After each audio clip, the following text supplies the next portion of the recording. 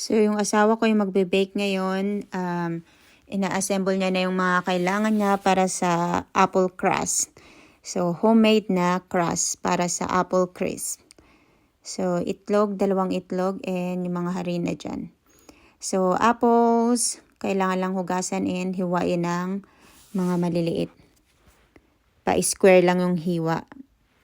So, yan guys, mga ilang apples din yung ating gagamitan.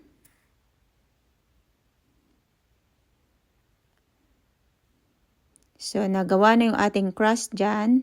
Ibe-bake lang to ng mga ilang minutes. So, kailangan kong hiwain tong apple bake kasi na sugatan yung aking asawa. Ayan.